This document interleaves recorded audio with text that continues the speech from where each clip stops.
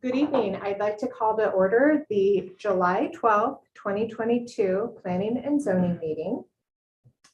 If we could start with roll call, please. Al Ferris. Here. Aaron Bigger. Here. Bob Ormsby. Here. Mary Kriegel.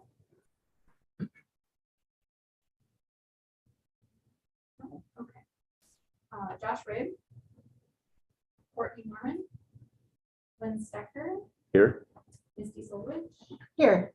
And Sarah Ritchie. Here. Actually, Jeremy is on. All right.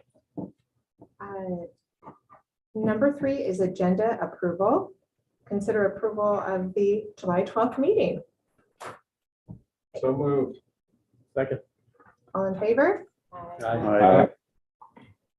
Yes. There you go. Number 4 is minutes approval. Consider approval of minutes from the June 14th, 2022 meeting. Did we have any comments on that?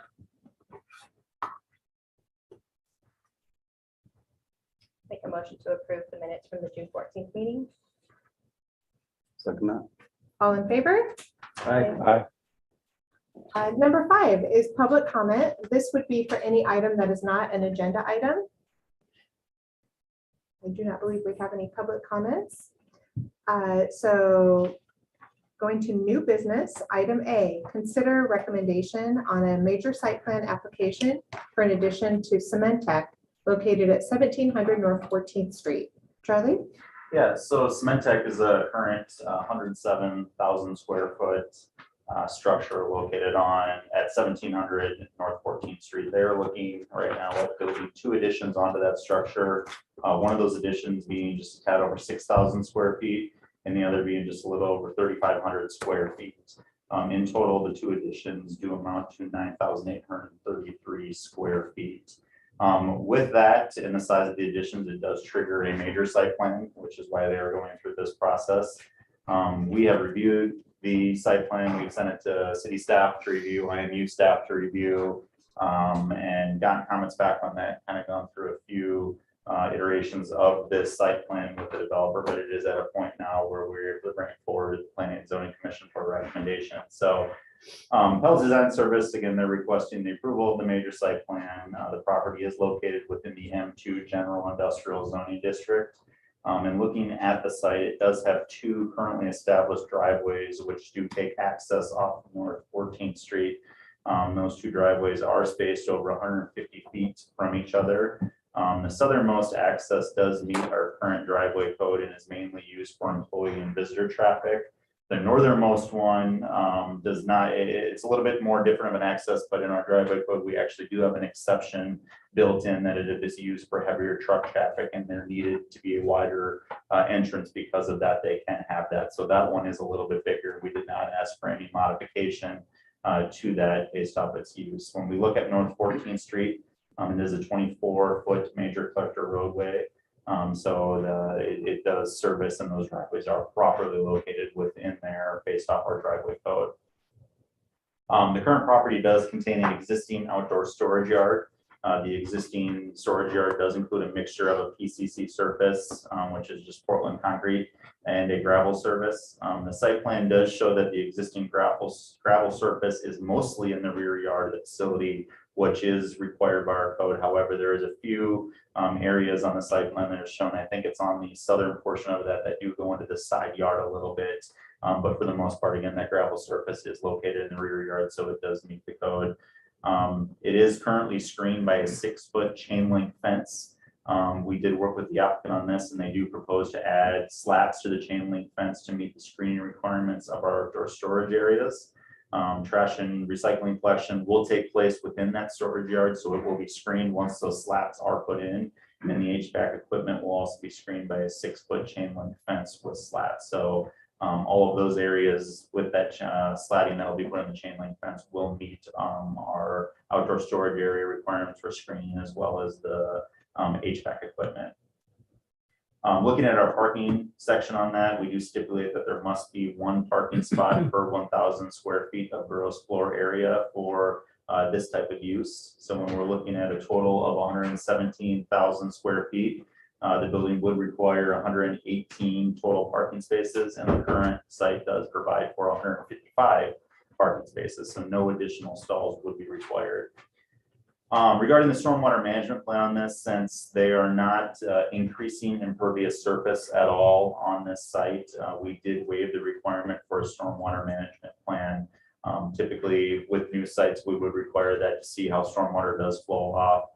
For the most part, this is a relatively flat site. And again, the main factor here was we are not increasing impervious surface. So we thought it was appropriate for this application to waive that.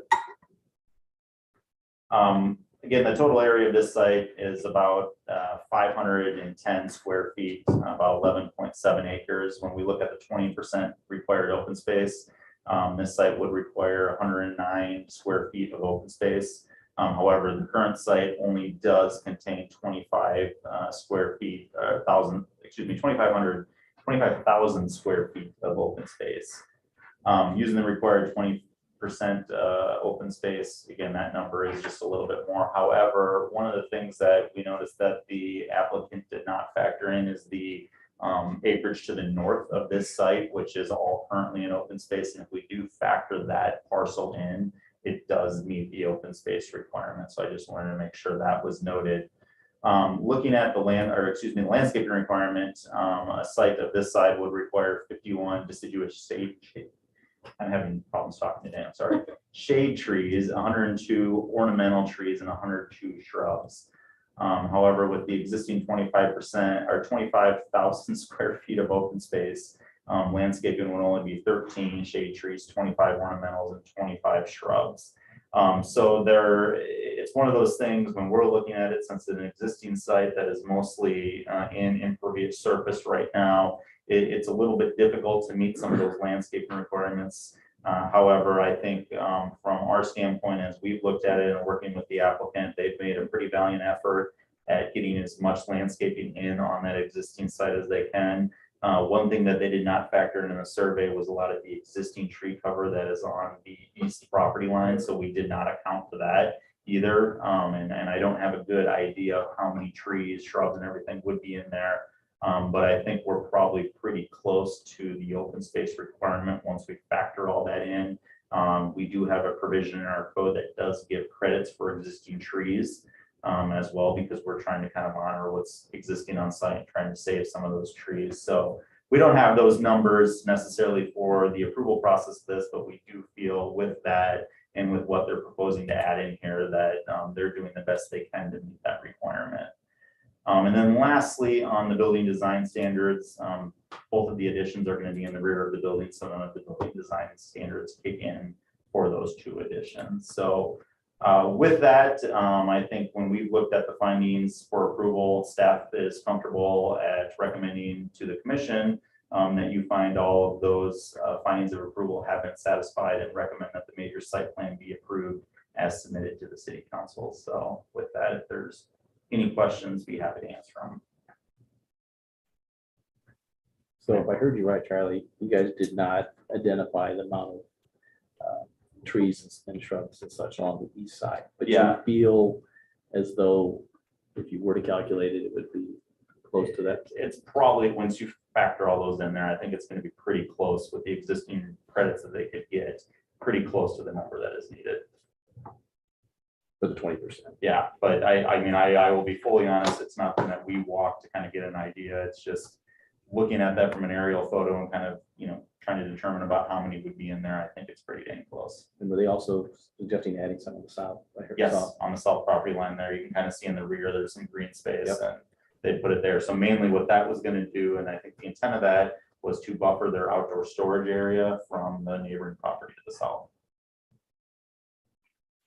I drove in their employee parking lot. You can drive almost to the back, and there are a lot of trees along of that east side of their property. I didn't get out and count them. I didn't get that close, but you can tell it's very green, a lot of trees along there. Yeah. That's an inaccurate measurement.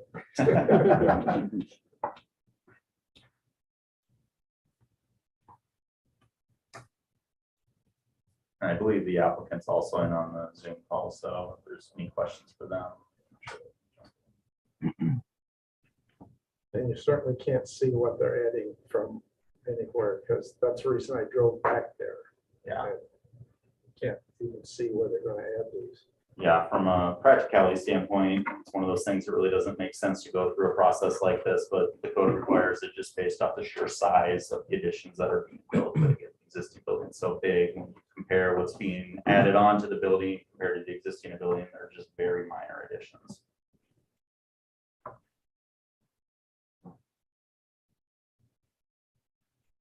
Are you ready for a motion? I am ready for a motion. Real quick, and hopefully you guys can hear me now, but I just want to, I'm recusing myself from this. Like our company has some business dealings with them, so I'm recusing myself from this agenda item.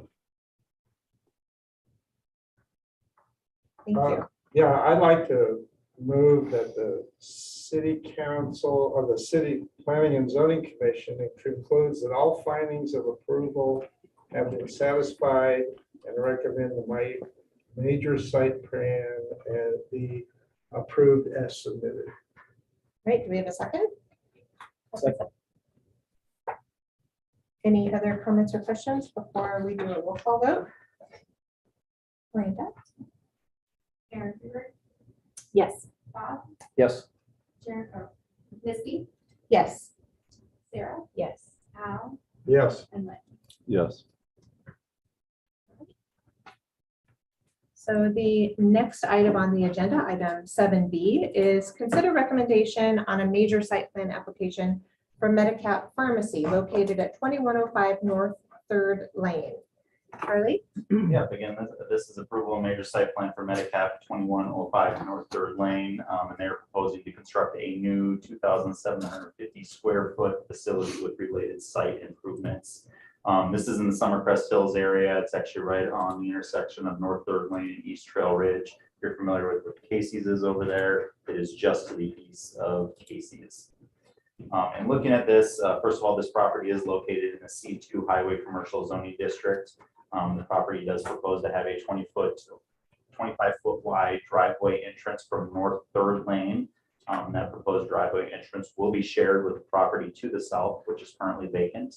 And this driveway will be spaced well over 50 feet from the intersections of East Trail Ridge Avenue and the private drive to the south. North 3rd Lane is a 31-foot local roadway. This property does propose to use trash receptacles similar to what's used in most private residential owners rather than a trash dumpster. They propose to screen the enclosure on the north side of the building. This enclosure is proposed to match other like enclosures within the Summercrest Hills development. It is a trash screen. It is opaque and painted to be compatible with the dominant architectural materials of the building. And there's some details in the staff report, but essentially it's constructed with concrete piers, 6x6 posts, and 1x6 painted horizontal boards. There will also be HVAC equipment near that same area as the trash enclosure, which will be screened by shrubs and plantings. The building does propose to use can lights under the drive-through and lights that are required by the building code above the building emergency egress doors. However, there will not be any parking lot lighting. And the drive-through canopy clearance that will be included with this will be a 14-foot drive-through ceiling, and all structural and supporting columns are proposed to be wrapped in material that is consistent with the primary building material of the principal building. There was a stormwater management plan submitted with this application. The grading of this site will have elevation that moves from the northeast corner of the site to the southwest corner of the site. The stormwater is proposed to flow through the parking lot area where it will eventually empty into a stormwater detention area to the southeast corner of the property. And the parking lot will be constructed with 6-inch concrete with 12 inches of subgrade preparation. And is surrounded by a 6-inch standard curb and gutter. Regarding parking, this type of use does stipulate 1 parking spot per 250 square feet of gross floor area. At the size of the building that is being proposed, that does require 11 total parking spaces, and this site does provide for 21 parking stalls, with one of those spaces being a handicap van accessible space. So they do meet the minimum parking requirements. The parking lot provides for 20-foot or 24-foot drive aisles, where the parking lot provides for 2-way traffic, and then a minimum of 16.5 foot drive aisles in the drive-through area where that will be one-way traffic, both of which meet the code. Total area of the site is just a tad over 33,000 square feet, or 0.81 acres. With the 20% required open space, that does require 7,000 square foot, just a little over 7,000 square foot of open space. And the site does provide for 17,000 square foot of open space, where they exceed that requirement. Looking at the open space required of 20%, landscaping would require 4 shade trees, 8 ornamental trees, and 8 shrubs. The proposed site does provide for 2 shade trees, 11 ornamental, and 31 shrubs. The applicant did note due to the minimal lot area in the existing 15-foot public utility easement, there is no room for additional tree plantings. We did note that while the 4 shade trees are required, the site actually does provide for a total of 6 shade trees, because 4 of those are located in the parking lot islands. However, our code is very specific in saying that the parking lot island tree requirements cannot be built in to the total code. So again, we require 4 shade trees for the parking lot islands, and then 4 on the site. They're providing for a total of 6, where 8 are required. But again, their argument is they're running out of space, and they do provide for more ornamental trees and more shrubbery. So regarding the building design standards, they do meet that for the most part. When we look at that, there are 2 primary facades on the east and north side. The applicant did propose to use a combination of cultured stone veneer, which is a class 2 material, Nika fiber cement panels, which is also class 2 materials, and some clear glass, which is a class 1 material. The west elevation does meet the facade requirements. However, the 2 primary facades do not meet the 20% clear glass requirement. Again, on our primary facades, we're pretty specific in saying that you have to have 20% clear glass on those. The applicant does note that for security reasons, since this is a pharmacy, the employee entrance door on the north elevation is a hollow metal door. And also for security reasons, they're proposing to limit the glass, as the building is designed to be used as a pharmacy with controlled substances stored inside. So they are asking actually for variation on that clear glass requirement because of the actual use that will be taking place. So, and then looking at the roof does propose using a class 2 roofing material. So with that, and similar to the last one, staff does recommend that this site plan be approved, noting that all findings of approval have been satisfied. Just want to note again on that clear glass variation on there. They do have some clear glass. I don't know exactly what that percentage is, but they're not meeting that 20%. And I think in the site plan, I can pull it up here if we want to get that exact number. I know it's not quite at 20%. They do provide for some. They're asking for some variation on that just for security reasons on the pharmacy building. So with that, be happy to answer any questions if you have them. Quickly here too, I need to recuse myself on this one. All right. So North Third Lane is the primary, like a street frontage. Do we also, does East Trail Ridge? East Trail Ridge also counts as one. Yeah. So we have even less probably there. Yep. Just the way the building's oriented on that lot and kind of how it worked in there. The front of the building actually is on North Third Lane. So the main entrance is there. That East Trail Ridge side is more of a side entrance. Yeah, we actually have no glass on the north. Yeah.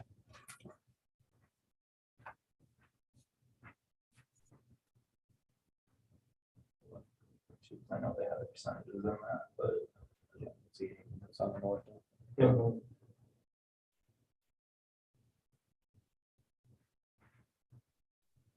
yep, you're right. They just got that door on there, which had no glass on it. Does our ordinance stipulate that it has to be clear glass? Yes.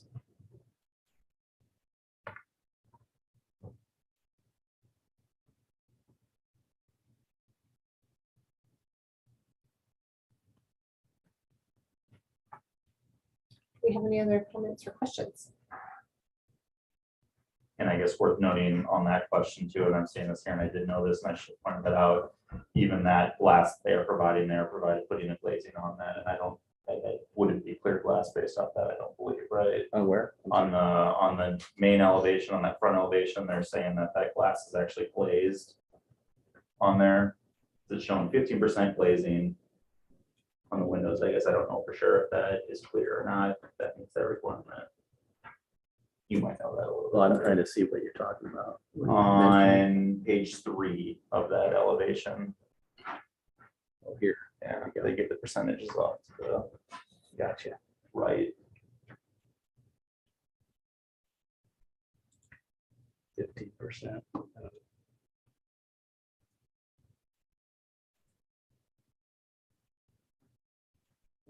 Yeah, nothing on the north.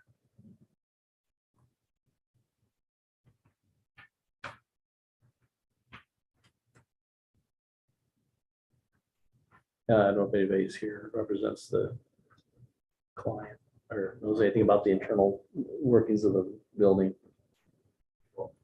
Monty Applegate with Snyder, I'm a landscape architect, so I can't really answer building questions. Okay, yeah, thanks. I was just curious, I mean, I've been in Medicap before, you know, I mean, that's a lot of storage shelving, and I don't know if that shelving typically goes up to a certain, like 8 foot, or does it go beyond that? Is there any opportunity for some clear story glass above the shelving heights to get some glass in? Provides natural light, but also provides security in the sense that you're not, it's high up. And I'm wondering if that's something that we want to pursue, at least on that north side. I mean, we don't have any glass. That would be my question. Same question along with, you know, looking at other metacaps of the same, you know, newer eras and seeing, you know, how they're structured.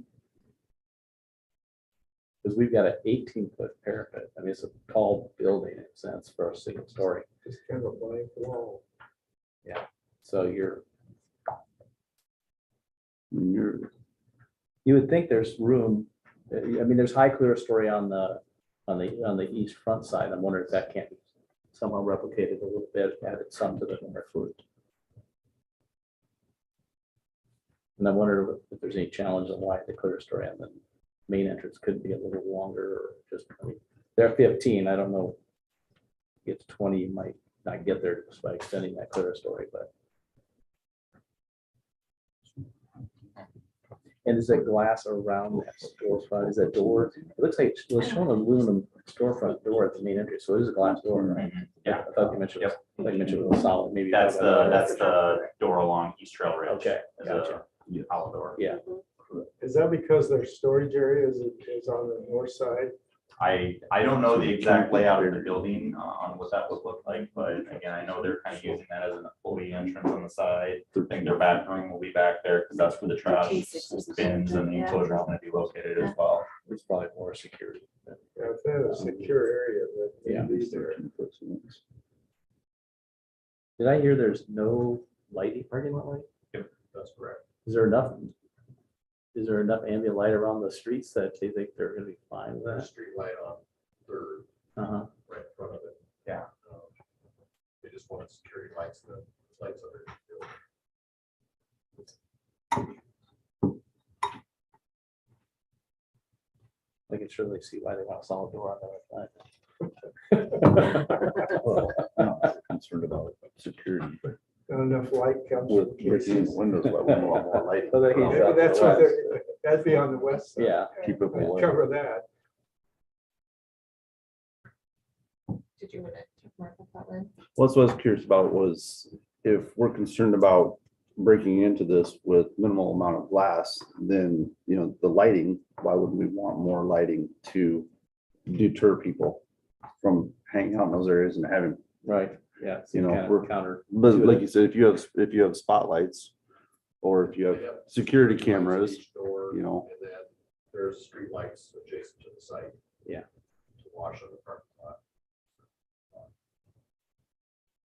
you're relying on somebody else to create your security. Plus we'll have a security system as well.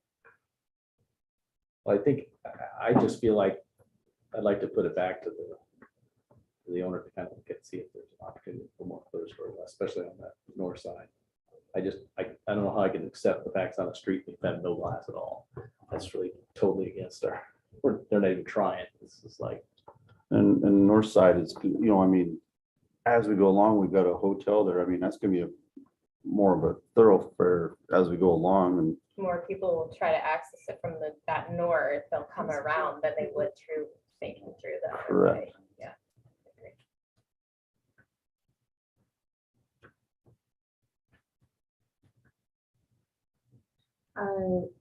Would someone like to make a motion? I'll make a motion that we have the building owner come back and look at adding glass to the north elevation, possibly adding some to the west, but trying to make an effort to get closer to our 20% on those two facades. Second that. Any other comments or questions? Al? Is there a time clock on this? 30 days or something? We'll get it for the next meeting, I think, and I don't Bonnie know. could probably speak to that. I think they'll probably want to get it. I know that there's an urgency, that we want to get started on construction if at all possible. I know, but we have a time. Isn't there a time in our regulations? To submit.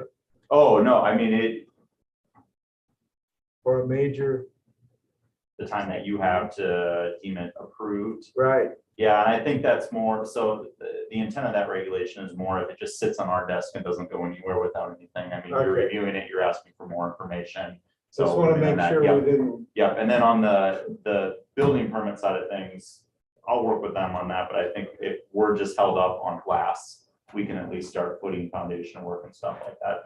We can have conversations about that tomorrow, but I know Tim got comments back on the building permit today to them, so I think we can at least look at breaking some ground on that. If we're just held up on glass, then that's not gonna affect the overall building. That's one of the last things that goes, so. Okay, and so just to confirm, the base of the building is what kind of stone? It is.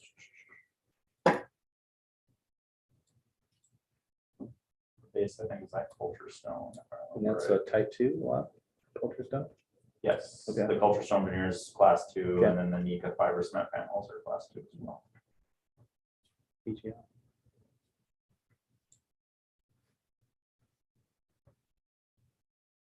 So still the same motion? And a second? All right. Yeah, so how are we? Yes would be essentially, we're remanding back to staff and the applicant to work through that class, so if that's what you want to do, the vote would be yes. If you don't want to vote in favor of that, vote no. And are you coming to starting with me? Yes, yes. Bob, Yes. Misty, Yes. Sarah, Yes. Al, yes, Lynn. Yes. All right. So in related news, item 7C, consider recommendation on request for approval of a plat of survey for Nick Welter of Downing Construction for Lot 2 of Summercrest Hills, Plat 4, which is also 2105 North Third Lane.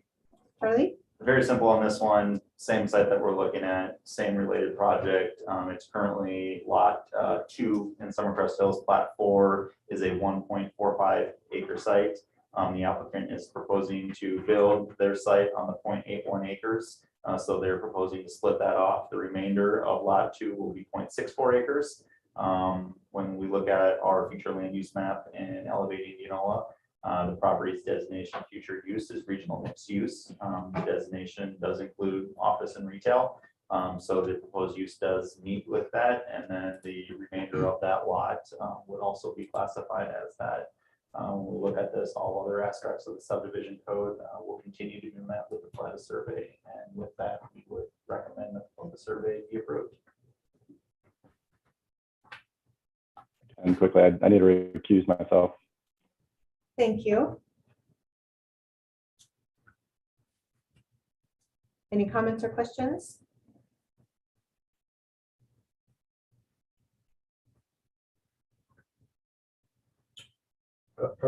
I move to recommend the plat of survey, the request be approved as submitted. Do we have a second? I'll second. Any other comments or questions before we vote? Miranda? Yes. Sarah, Yes. Al, Yes, Lynn, Yes. Aaron, Yes. Bob. Yes. Item 7D, consider a recommendation on request for approval of a preliminary plat for Trailview Plat 2. Charlie? Yeah, this request is for preliminary plat approval of a 9-lot residential subdivision. When we look at the 9 lots, one of those 9 lots does include 21 townhouse dwelling units, and the other 8 would just be single family lots. This plat also does include 1 outlot and 1 street lot, both of which are proposed to be dedicated to the city. Regarding the outlot designation, that outlot's actually going to be located, it's not a trail yet, but where McVeigh Trail would eventually be extended out to the east. So our Parks and Recreation Commission is going to be reviewing that dedication at their July 13th meeting. And just see if that is something we can use as possible future park ground, maybe trailhead, something like that with that ground. So just wanted to make sure the commission was aware of that. This development does include a total of 29 dwelling units and provides a gross density of 2.63 units per acre and a net density of 3.49 units per acre, both of which are in line with the comprehensive plan designation. East First Avenue, which is currently stubbed in on the west side of this property, will be extended into this development where it will eventually terminate into a cul-de-sac as proposed. The applicant did note in their submittal that East First Street cannot be extended to the property to the east as it would dam up the existing drainage way on the east side of the proposed plat with a street crossing. The applicant further noted that there is a significant amount of off-site drainage that flows through this area from south of East Second Avenue that would require the proposed homes to be significantly elevated to avoid stormwater overflows. The proposed layout does allow for walkout homes to be placed along these lots and maintains a significant amount of existing vegetation. We did note in here that the comprehensive plan Elevate Indianola does note in the roadway development policy that streams and creeks can make development of a grid roadway network difficult due to the need for culverts and or bridges, in addition to the greater potential for disruption to the environment resulting from tree clearing and extensive grading operations. To be cost effective and environmentally responsible, the number of new creek crossings should be limited in areas where construction is determined to be not feasible due to topography or other environmental conditions. Other options such as cul-de-sacs and T-intersections should be considered by the city and the developer. So what they are proposing does meet the intent of the comprehensive plan when it does talk about that. And I just wanted to note again, the developer has done some due diligence on looking at possibly putting that road through there and provided the reasons why they are proposing cul-de-sac. The development does also propose to add East Salem Place and North 16th Court, which will combine into a hammerhead T and will both be private roads servicing the 21 townhouse dwelling units, and that will be located on the north side of the property. Staff has reviewed the plat as to its conformance with all the regulations listed within the staff report. The applicant did request a waiver to the lot depth to width ratio for lots 5 and 6. Their reasonings were included on there, but it's mainly because to avoid the street crossing of the existing drainage ways, which would cause the homes to be significantly elevated. It was the best lot layout they could put in there. And then additionally, this development would require a 30-foot buffer easement on the west side of lot 1 where it borders 1906 East 2nd Avenue. This is required because the property at 1906 East 2nd Avenue is zoned C2 highway commercial. However, when we look at the property at 906 or 1906, it does contain a single family dwelling, so it is not being used commercially currently. The applicant has requested that the buffer park be placed on the commercial lot if and once it does develop commercially, and gave a few reasons why they're asking for a waiver of that landscape buffer. We've also asked Stroud Associates to provide assistance to the commission in reviewing the development stormwater management plan. There are a few outstanding comments that still need to be addressed. However, staff is confident that those remaining comments will be addressed during the review of the public improvements for this subdivision, and that the current proposed lot layout would not be affected by any needed changes to the stormwater management plan. With that, staff is recommending that the Planning and Zoning Commission move alternative 2. We're recommending that preliminary plat be approved with a few conditions. First, that the outstanding stormwater management plan items be addressed with the public improvements. That the city council approve waivers of section 170.135, which is the lot depth to width ratio, in section 170.42 and 170.43, which is the 30-foot buffer park, and that the city council review the recommendation of the Parks and Rec Commission regarding the dedication of Lot X to the city. So with that, if there are any outstanding questions, we'd be happy to answer them.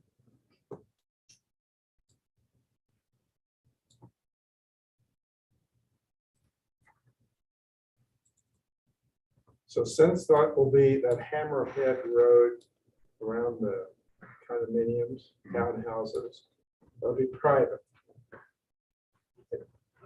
Is there some instrument that is signed by a homeowners association that acknowledges that for the future, or how does that handle? Well, we, the city, won't be taking any ownership of it. So if you're referring to maintenance and all of that, it does fall back onto that. I would imagine there'll be some sort of homeowners association that is built within that, and the applicant might be able to answer that as well. I mean, that's typically what we'll see on those. I can provide a little bit of commentary from my own experience and some of that stuff. You get a little bit nervous sometimes because homeowners associations don't always last.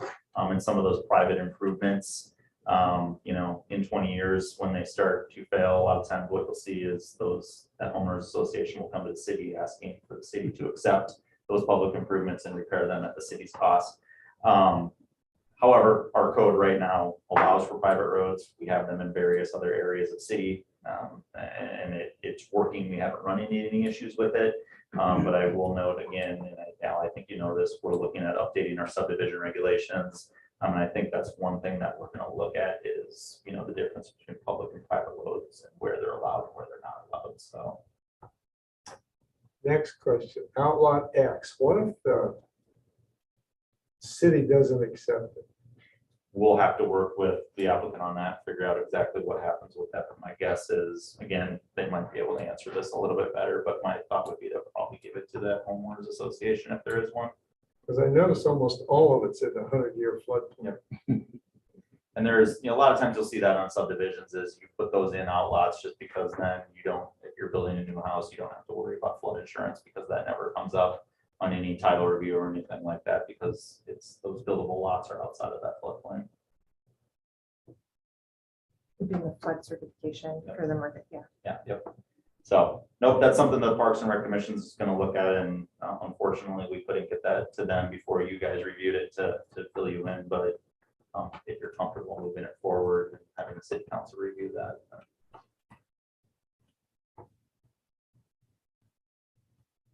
Since it's difficult to build roads there and that because of that drainage way, if there's future development east of that, then that's going to have to probably come off the highway.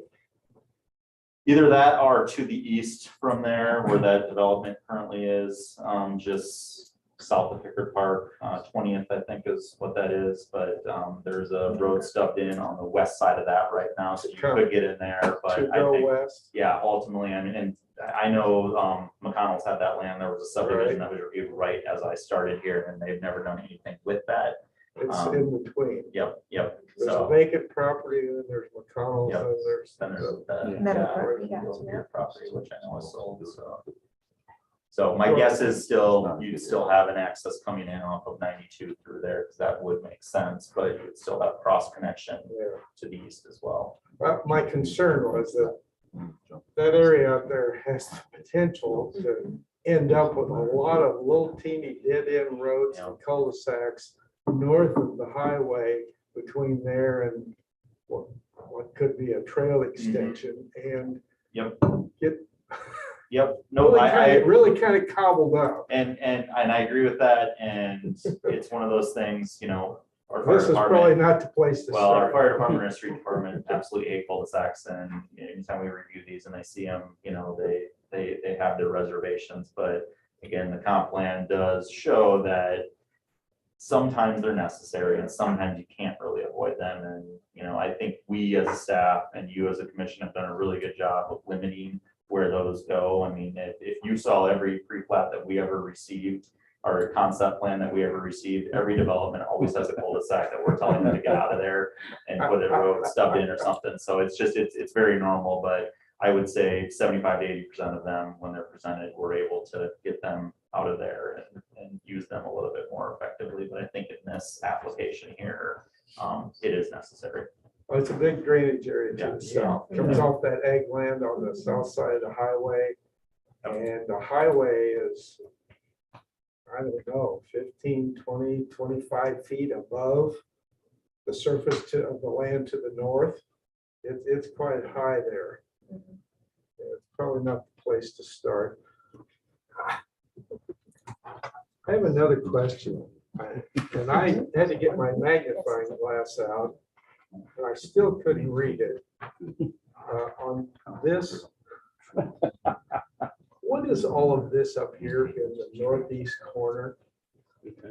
All those grade lines there, so that's the grading plan.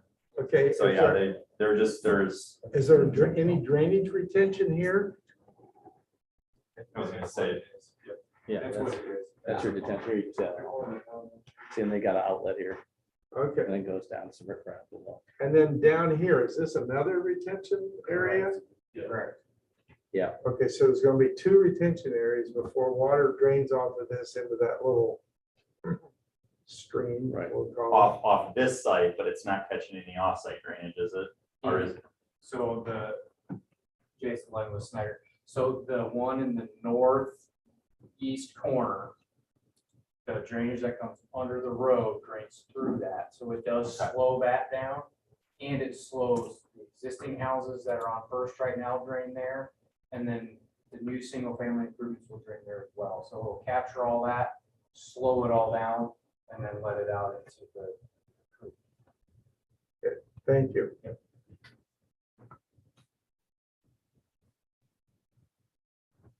That's why I was just kind of asking, as of seeing this on the north edge of this plat is, and right by the trail, is a lot of that cover going to be maintained, you know, or is that going to get thinned out along that, you know, between the trail and that creek? What's the intentions there? On the north side of the Just on that, on the very north edge, right, coming almost up to the trail? Yeah, so the trail's actually on the other side of the creek. Mhm. And Correct. that area, none of that's intended to be touched. Mm-hmm. And that's where we've been discussing with parks, if that makes sense to do something there. Mm-hmm. So between the creek and the trail, all that tree cover will remain. And most of the tree cover on the south Most side of of the creek will remain. Okay. Minus where the stormwater is being outlet. Okay. And we're gonna improve that from the roads. Charlie, just like on as a kind of like maybe a sidebar here, not that this has a ton of bearing on it, but like when Parks and Recs are looking at Outlook X for their consideration of putting some sort of for taking it on as far as part of their mission, like what options then would they have to put, like could they put, like let's say, could they build anything on there? Like can they put? That's what we're looking at. We haven't, from the conversations I've had with Doug Byland on it, we've looked at, you could possibly put a small like pocket park in there, maybe with some picnic tables and maybe a little bit of a playground equipment. Or we could also look at it as a possible trailhead once that extension does get done out to the east. Because eventually that trail will extend all the way out to 150th, which is where the balloon field is. And that's one of our probably 5 to 10 year plan right now. So a few options they've looked at, but that's something that the Parks and Rec really needs to discuss and kind of come up with, you know, is it feasible to take it and what can we actually do with it? So there is some viability to it though. yeah, I as we've looked at it very preliminarily, we think that we can do something with it. How much we can do, we don't know. Thank you. You can get some kind of drive access off the street to that, to the trailhead. Or Yeah, I mean, it would have to be a little bit of reworking of how that trail sits in there and all of that. I mean, it would be tight. Yeah. But Let's see, people now the only access to that end of the existing trail is walking access because there's no place to park and you can't park on the street. Yep. And that's a really busy street at times of the day and day. And so it would be advantageous if there were able to squeeze in a little bit of a parking lot there. Would anyone in the audience like to speak, or does anyone have any questions for the applicant in the audience?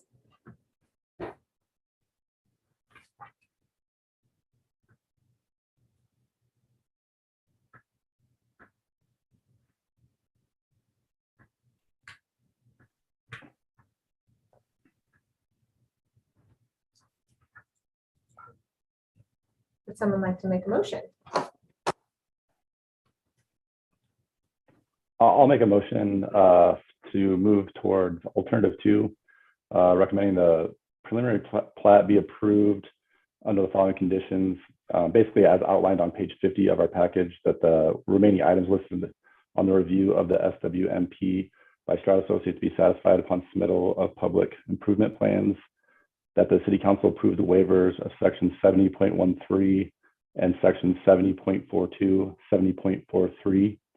And lastly, that the city council review the recommendation of the Parks and Recreation Commissions regarding the dedication of Outlook X to the city. All right, do we have a second? Second that. Any other comments or questions before we vote? Miranda?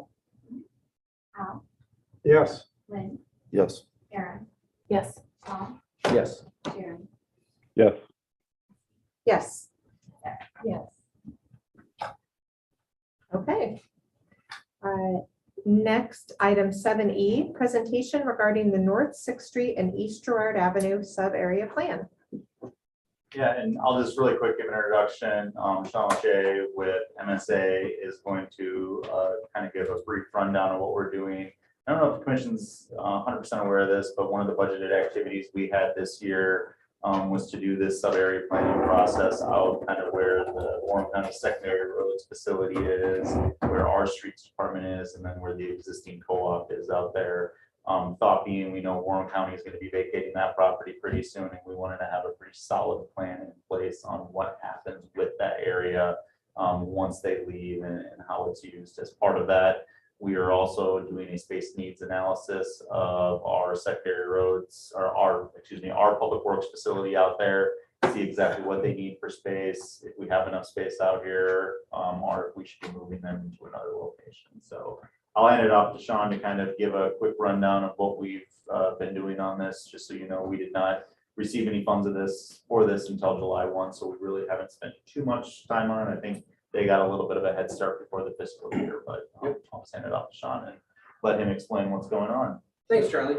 I don't know if you can see this presentation very well on the wall here. I can give this out to everybody at the end of this if you want to see me a bit closer. And I do have cards here up at the front, so if you do want to get in contact with me after, feel free. So some introductions. I'm Sean, I'm the project manager. I have Emily here with me as well. She's the project planner. We don't have Shannon or Chris with us, but Shannon's QA/QC, so she'll be going through just making sure we're doing a thorough job and kind of checking boxes as we go. And Chris Jansen is kind of who this all falls under from the MSA side. Martin Gardner, architects. Kyle Martin is going to be involved with that space needs analysis that Charlie said. From the city side, we've got a working group that we're working with. We did meet on June 30th, right before the 4th of July. So we did have a little bit of a working session, got some ideas out and some of that on paper. And I do have that in the slides here. I can share that with you all as well if you wanted to see what was talked about with that. And we will be doing the same presentation next week at council. So we're trying to keep all the groups involved, informed, and really just get any feedback that you all have. At this point, it's just kind of introductory. The next time that we come back to this group and to council, we'll have some concepts so you can really see kind of, here's what we've heard, here's what the vision is, what do you have to say about it, give you something to throw some darts at. So this is kind of our scope of work, basically gather, analyze background information and data, and then really kind of prepare a document, like Charlie said, to really help put your best foot forward. So if you do start to get some development interest or things start to change out there, we're not just kind of have nothing to really aim for. We're going to have a vision and a good concept that we can move forward with. We're kind of in the middle of the schedule right now. We're hoping to be done with this process by the end of this year. So you can move into the next year when it starts to get into budgeting, the next fiscal year planning. We'll be able to have a concept and a plan for anything that needs to happen from that. This is really the project limits. So like we talked about, along Jefferson, Iowa, and then down along Euclid Ave as well. So in general, if you're familiar with the area, this is kind of where we're at. Sean, if you don't mind, go back to Yeah. that really quick, and I just kind of, so the commission's aware, you know, we're not looking at redeveloping this entire area. No. What we did when we included this, Especially is along we here. we recognize that there's a lot of commercial businesses along Jefferson Highway that actually can be valuable to anything that does happen past here. So, you know, Hy-Vee, we're not gonna say we're gonna tear Hy-Vee down and redo that. We're just trying to point out that Hy-Vee can serve as kind of an anchor to this area out here. You know, the Burger King site, for example, one of the things that has always driven me crazy every time I drive by it is that they have a parking lot that seems like it could house just about anything. We could probably get another pad site out of that potentially, but just realizing that there's a lot of things happening along the highway that it can actually serve to kind of service some of this area back in here. Yep, no, great points. And that actually, that parking lot piece did come up at the first working group session as well. So we're going through building a community profile, looking at how you guys are compared to the metro and some of the surrounding areas as far as population, housing, education, income, all of those demographics. We're looking at existing plans, so we don't want to recreate the wheel where we don't have to, and make sure that everything that we're proposing is things that we've maybe had a backing or a planning process that's been involved in the past. That'll be brought over to this planning process as well. Commercial outlook, so we're doing a retail market analysis and looking at, you know, if there is to be commercial growth in this area, what might be a good fit, what kinds of things are missing, where are you maybe leaking some funds that people are spending money outside of the community where you can bring that into the community. So taking a good snapshot and look at that in time. Housing outlook, kind of the same thing. You know, what do you have stock of? What are maybe you missing? Where are there some opportunities that maybe we can bring something into this area potentially, if it makes sense? So existing conditions, also we're looking at land use. So you have a whole swath of different land uses in here. You've got everything from commercial to automotive to industrial to low density residential. So really a snippet of all kinds of different land uses. And then the school also here is in the corner in the pink. So school is going to be a piece of this as well. And I think we're going to maybe try to have our public meeting at the school in the future here. So, you know, we want that to be part of this and have kind of that community feel and community input that's involved with this process as well. From a zoning perspective, which is important to you all, a lot of the heart of this territory is currently light industrial. You know, if that changes in the future, what does that look like? That's kind of what came up at that first working group is, this is what it is today, 10, 20 years, what is this going to be? We've got a helipad that's there. We've got the co-op that's there. We've got things that maybe won't be there forever. Maybe they will. There's going to be a couple different versions of the concepts that we'll have that'll show, okay, if this doesn't go away, it could be this and still be better than it is today. Maybe everything goes away and it's a clean slate and we can have, you know, a really unique area here because you've got the trail that comes through. You've got a lot of unique features. You've got a nice neighborhood, established neighborhood. You've got really nice commercial, like Charlie said, you got Hy-Vee, which is, you know, a great asset for the community. You can get your goods. You can eat there. It's got a restaurant and a gas station and all those things that are there for people that maybe are going to be future residents in this area potentially, if that's one of the concepts that gets driven forward. We did go through and just kind of do a windshield survey. So that's just driving by and saying, okay, from a 1 to 5 scale, how do things look or feel? You know, it's very opinionated type of thing. You know, one person might read it this way, another person, but in general, this kind of gives you an idea of kind of that core heart that we were talking about. You know, what's the look and feel of that from a current existing condition standpoint? And then, you know, what is the future of the area? That's really what we're trying to understand is, you know, what is the overall vision? What's the vision in 10 years? And then maybe if we look out even farther, 20 years, what does that vision look like? How does that come to fruition? What pieces are there? What pieces are missing? What things can we build off of that are working? what things aren't working in site. So we had some really good ideas that came up. We had some people that either directly are impacted by this because they live in this area, or they're really responsible for this area. So we had some really good feedback. They've heard from the residents in the area.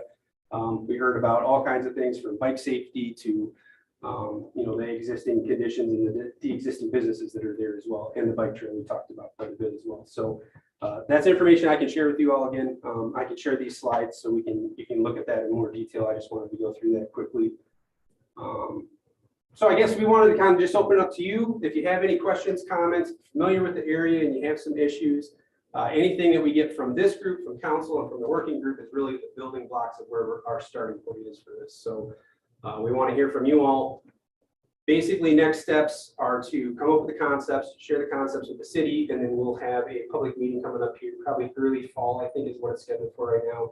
I think we want to have it at the school so we can have kind of that neighborhood and the school system involved with that, and have a public input session where we can have a couple of concepts up, hear what people have to say, hear what they like, they don't like about it, maybe some things that we're missing. Oftentimes, really good ideas that we overlook come out of those meetings. So it's really great to get the people that are there, living there, involved with that on a day-to-day basis, give us some input because they really understand some of the issues and the opportunities that are going on there. So we'd love to hear from you all if you have anything that you want to provide to us tonight. And if there's something that you don't think of right now, again, I'll leave my cards here. So you can contact me by email, phone. If some ideas pop into your head the next couple of days and you say, hey, I've always thought this would be great here, or I've always had an issue with this, or whatever you have to say. So.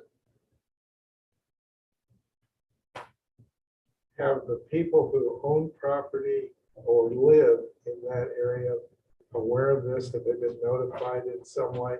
They have not yet, to my understanding, because this is basically, we talked about getting a survey out or getting people involved on the front end. And sometimes that is not a valuable use of time because they don't have any idea of anything to shoot at, right? If we have some concepts, we hear from kind of the community as a whole, we've heard from some people in that area, not all of the residents, and then we're going to open it up to that public meeting. And that's really where they can pick apart at least something for them to look at and say, hey, this is a great idea, or this isn't. If you give them a blank piece of paper, a lot of times it's not as valuable as having some ideas in front of them that they can start to pick apart. So that's why they haven't really been involved yet at this point. They are going to be involved pretty early in the process. This is going to go all the way to December, this planning process. We're going to get them involved probably late September, early October. And when we do that public meeting, we'll grab all the addresses within this area and talk to them. One of the things actually our working group that we talked about at the last meeting was having something with co-op even and just seeing what are your plans for the future. It was funny, when we started working on the RFP for this, sent it out, and in the back of my head, I thought, well, the co-op's never going anywhere. And then literally the next day, the news came out that both Altoona and Bondurant's were moving, and then all of a sudden I was kind of, okay, maybe that is a possibility at some point in the future. So I'm not saying that would happen, but it's one of the conversations I think we will have because they're a big piece of this. So yeah, we just honestly on a lot of that outreach, we just really haven't gotten to that point yet. Pretty early on. I was going to say, as a part of the working group, can you just share like what type of folks are included in that group? Are these like developers? Will this be like Warren County economic development folks, or like what sort of folks are in that working group? Hold on one second, because I've got all the names here. So we included Councilmember John Parker as it's in his ward, Councilmember Steve Richardson as an at-large, but he's actually also a resident in this area, so we thought he'd be good to be involved in that. Darren Heater from the county is on it. Misty Solowich from the Planning and Zoning Commission is on it. I know she wasn't at the last meeting that you weren't there for the 4th of July. You were there right for the 4th of July. And then Doug Byland with Parks and Rec, because the trail's there's a park that's affected by it. Akilesh Pal, our Public Works Director, obviously involved because it does involve their facility. I'm involved, and Emily, now that she's here, will also be involved in this as well. Yeah, so we try to get a good snippet of people in the area, people involved with the area, and then some of the boards. So you know, like Misty, when you hear something at the next working group that you're at, you can bring it back to these folks, and we don't have to necessarily be at every meeting. Same with council.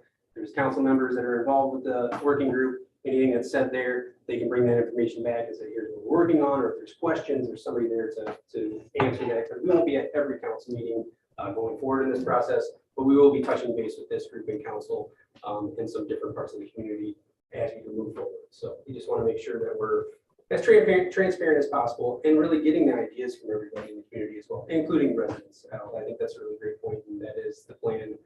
We just want to make sure that we have something to present them so that they can, you know, give us some solid ideas or let us know if we're off track or on track or wherever we're at that point. So.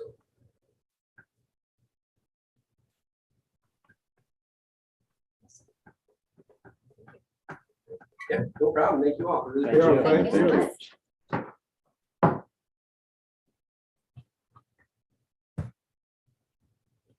All right, so item 8, comments. Charlie, the building permit report and current projects. Yep, any questions on those, be happy to answer them. I don't really have too much of an update. I think a lot of that stuff's been in there for a while, but we're still working through a few site plans, which hopefully will be at your next meeting, but we'll see how the review on those ones go.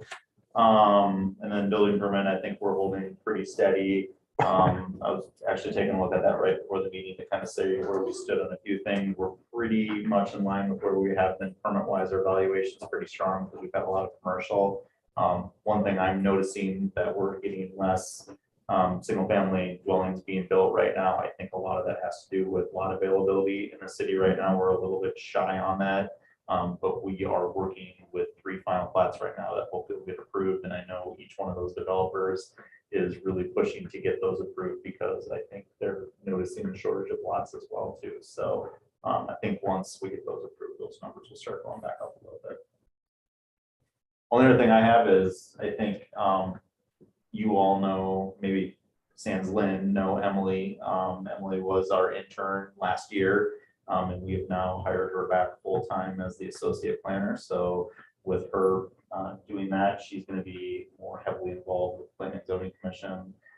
Slowly, we'll probably start giving her a lot of the reviews that I'm doing, staff reports and everything to you. And I will probably just more serve as a backup, but we'll still be present at these meetings. So just welcome Emily. It's her second week here. So Congratulations.